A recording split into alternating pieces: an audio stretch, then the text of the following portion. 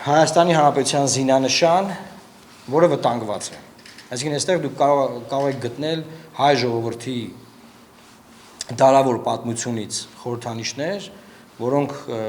ամրացրել են մեր պետականության հիմքերը միշտ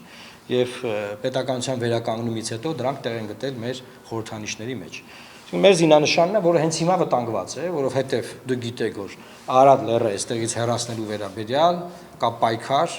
բոլոր տեղերից արդեն հեռացնում են եւ ընտրություններից հետո նաեւ փորձելու են հեռացնել այստեղից։ Այսինքն Հայաստանի պետականության, ինքնիշխանության, անկախության պաշտպանությունը մեզ համար առաջնահերթ է։ Հաջորդ տեղում Աստվածատուր հայոց գրերն են, Մեսրոպ Մաշտոցը, սրանով մենք ցույց ենք տալիս, որ վտանգված է նաեւ մեր ինքնությունը, որտեղ պայքար է գնում մեր ինքնության այս բաղադրիչի դեմ նույնպես։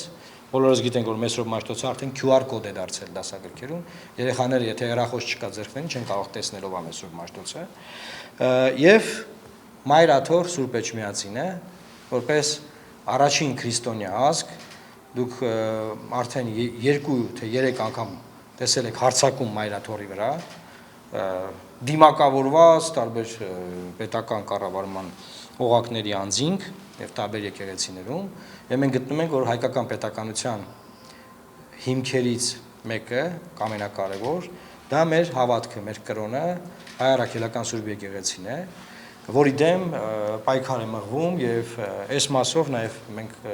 բոլորս արդեն իրազեկված ենք, որ քաղաքացիական պայմանագիր կուսակցության պաշտոնական ծրագրում զետեղվել է դրույթ, որը նվիրված է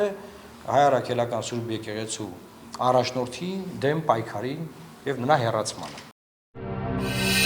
Բաժանորդագրվեք Արմաթ մեդիայի ալիքներին սոցցանցերում, հետևեք մեզ նաև Armat Media AM կայքում։